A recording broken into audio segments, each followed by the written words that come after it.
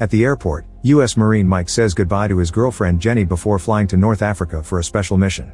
3 months later, Mike and his spotter Tommy are still in the African desert, waiting on top of a cliff for their assassination target.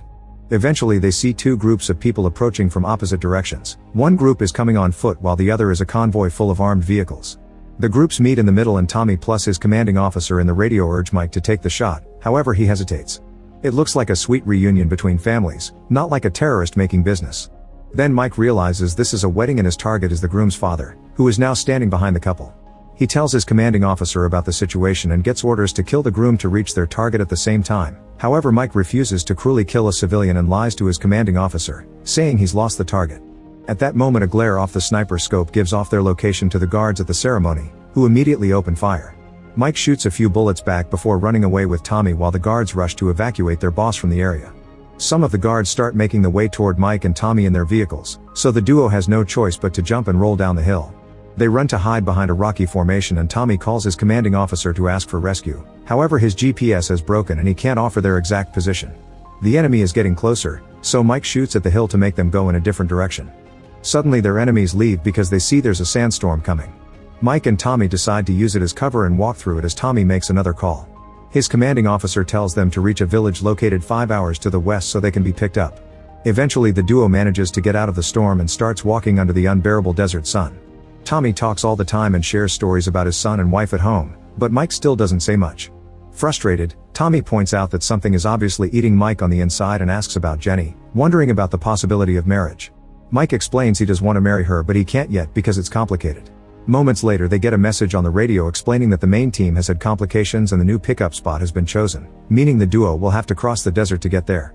Because of the dunes, the radio won't always work so they'll have to be extra careful. After lots of walking, Mike and Tommy encounter the sandstorm again and stop to wait it out. They can see a guy with a child at the end of a rope walking through the storm, but they don't seem to notice them back so the duo doesn't shoot. As the wind blows, a warning sign comes off its pole. Once the sandstorm is gone, Tommy and Mike continue to walk under the scorching sun. Suddenly the warning sign lands right in front of Mike's feet. He can't read it, but the skull obviously means danger and he remembers that the USA has buried tons of landmines in this area.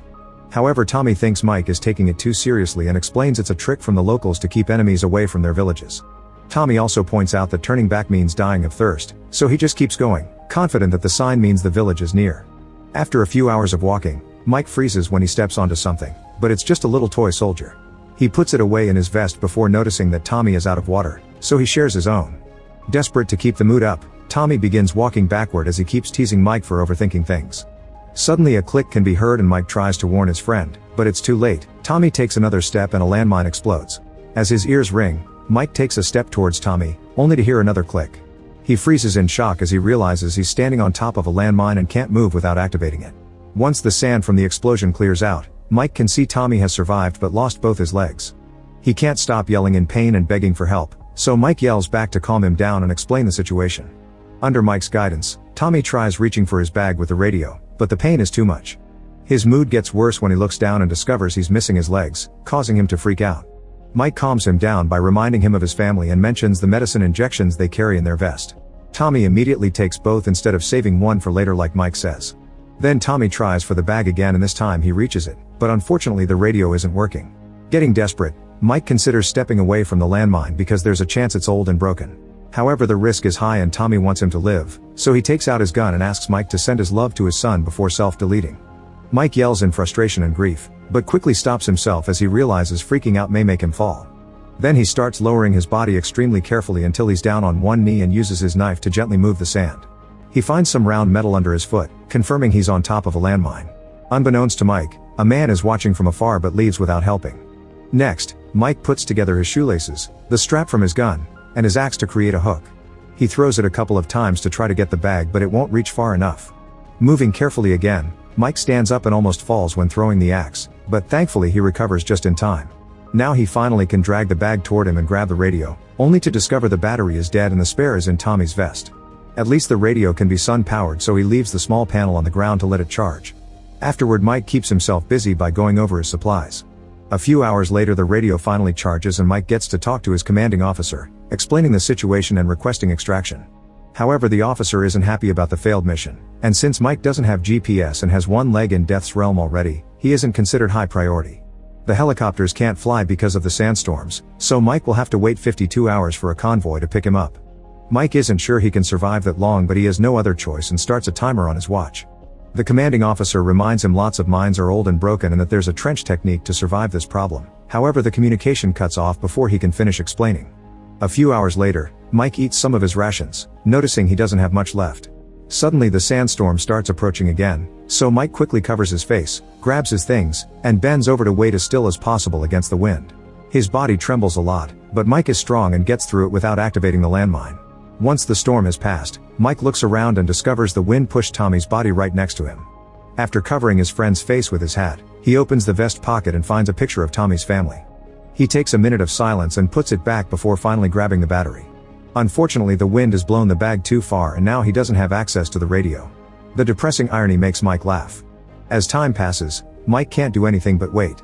He covers his head to protect it from the sun and drinks the last drop of water. Getting desperate, he shoots a few bullets at the sky and yells for help to no avail. He begins considering self-deleting as his only option, but at that moment he sees a Berber man pass by. Mike points his gun at him and asks him to stop, but the Berber doesn't listen and keeps moving.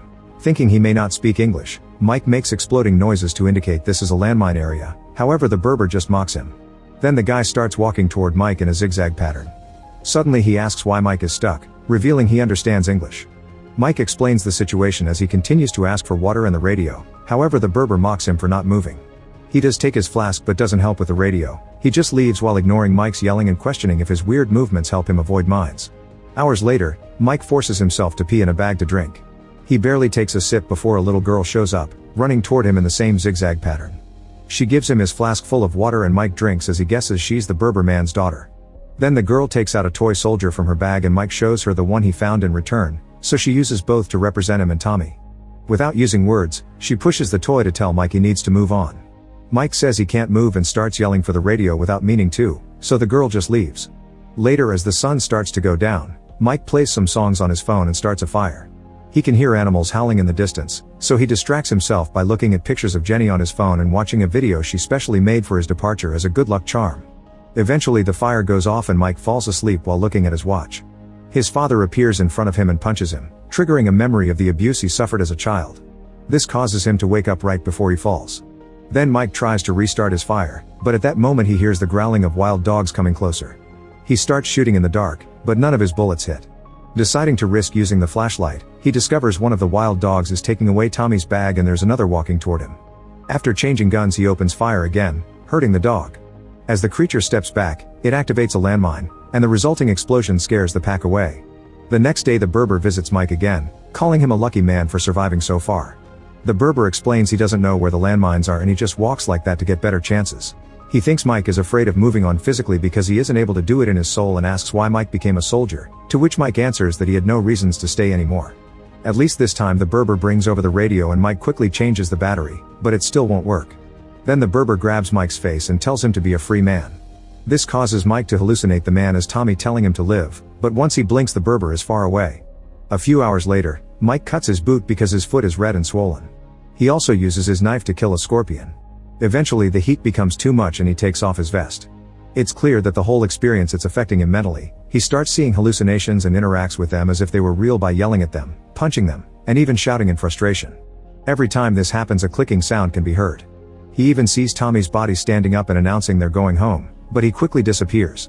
In the evening, Mike continues to try to contact the base while Tommy's hallucination tells him that he's just killing the battery. At that moment his phone starts ringing and Mike sees it's a call from his dad, so Tommy has to point out it isn't real. Mike snaps and pushes him away, so Tommy reminds him this is happening because Mike never worked through his inner demons. Mike says that having left Jenny makes him as bad as his father, but Tommy reassures him he isn't. A flashback reveals that Mike asked Jenny to marry him but she turned him down because she also thought he had some self-healing to do first. In the present, Mike almost falls asleep, but at that moment the wild dogs arrive again. They activate a landmine and move away from the explosion, but this time they don't leave.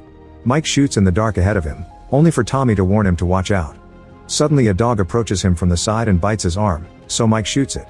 Then Tommy convinces him to try the technique his commanding officer mentioned, thus Mike desperately starts to dig in the sand.